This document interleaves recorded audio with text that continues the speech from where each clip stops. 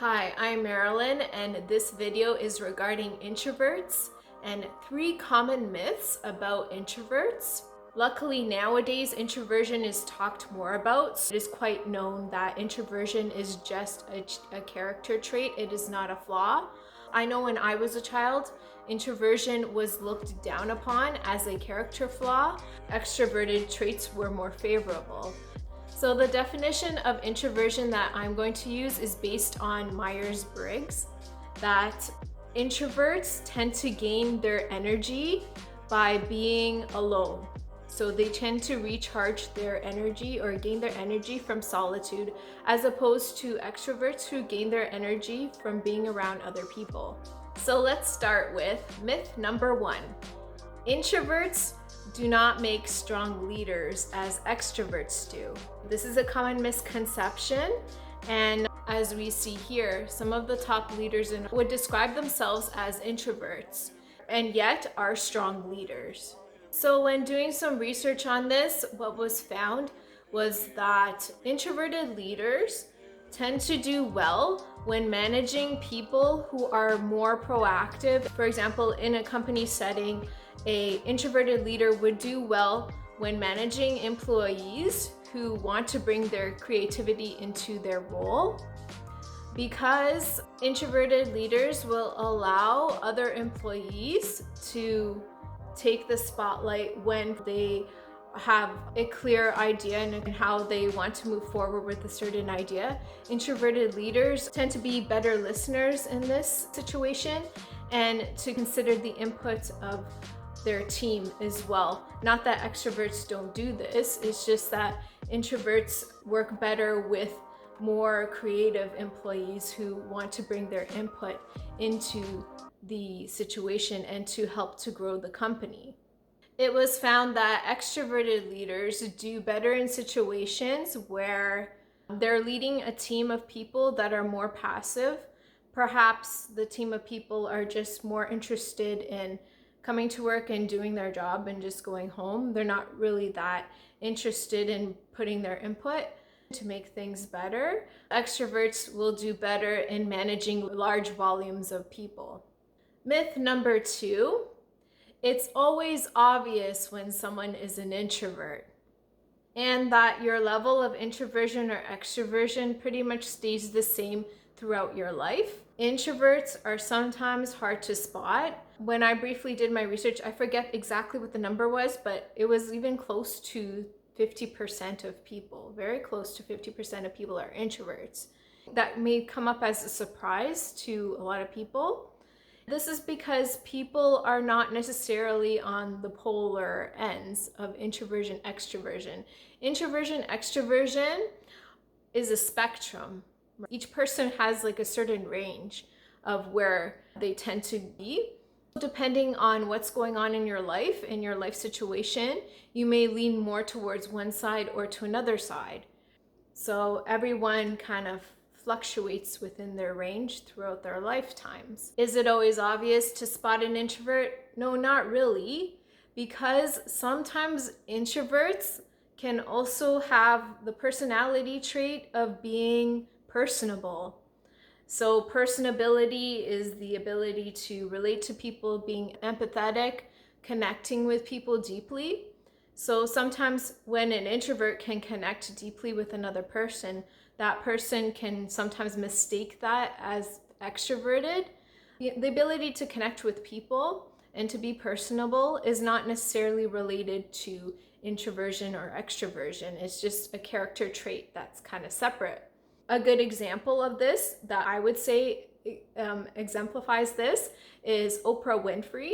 She describes herself many times as an introvert, and that can come as a surprise to a lot of people because her career is kind of based on interviewing people, connecting with people, and I believe she has a trait of personability.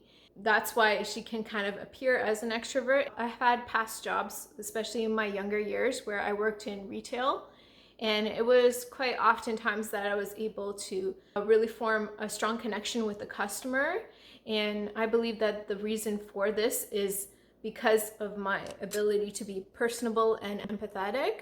And so sometimes those qualities can be mistaken for extroversion. That's why when you look at your life and you look at the people in your life, you may be surprised to know that some of the people that you think are extroverts are actually introverts. Myth number 3, introverts are shy and more insecure than extroverts. So this is not right. The definition of shyness is refraining from expressing your opinion because of fear of judgment. So it's based on fear of judgment. It's not based on being quiet or being reserved. Those are not necessarily related to shyness. Often it is confused. There can be many reasons why a person refrains from giving their opinion. It may not always be fear of judgment. It could just be that they're just not interested in the topic being discussed.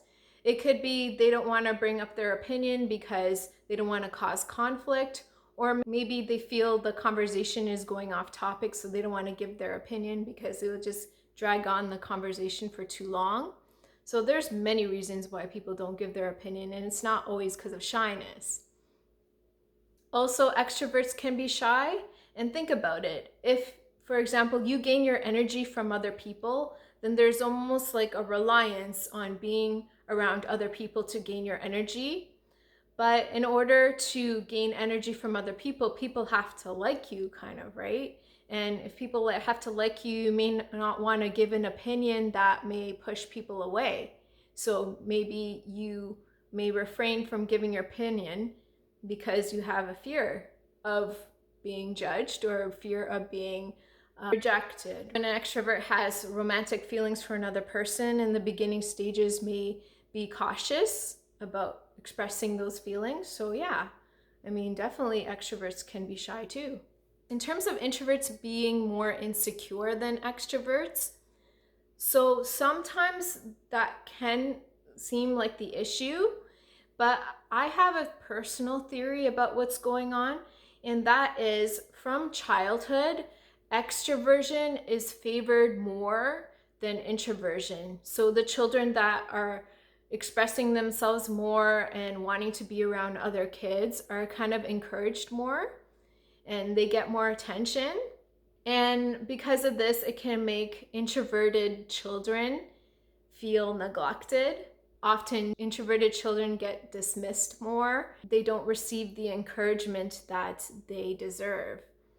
So imagine a child growing up like this in a world where they're being told indirectly that their way of being in the world is wrong when it's actually not wrong. There's nothing wrong with them, but they're being told that. And of course, they're going to grow up to be a little bit more insecure. Of course, they're going to have a little bit lower self-esteem if they're not being encouraged, right? So that's my theory about where a lot of that insecurity comes from. And of course, insecurity can also come from childhood trauma, which is a separate thing entirely. But if we lived in a world where introverts were favored, not that it should be that way, but if we lived in a world where introverts were favored, then I believe extroverts will start to have more of those tendencies towards lower self-esteem and insecurity. So that's kind of my theory of why sometimes introverts can be seen as lower self-esteem or more insecure. But the truth is, I don't believe that they're inherently insecure. I think it comes more from socialization and environments that don't kind of validate introversion.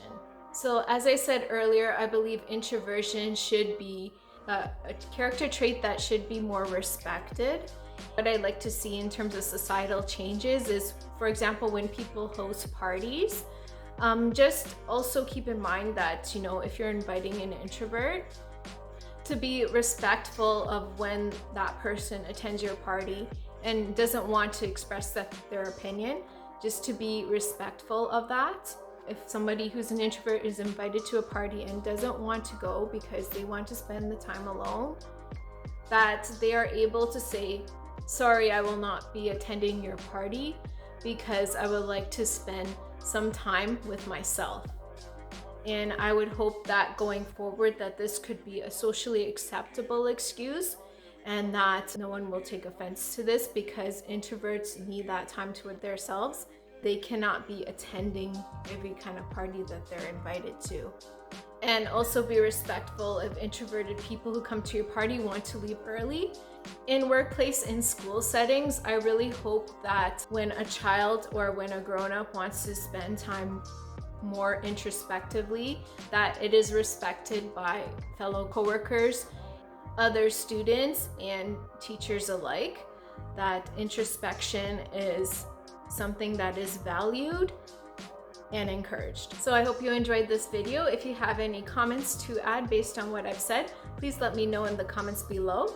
And next week or so, I'll be doing a video on some common things to never say to an introvert.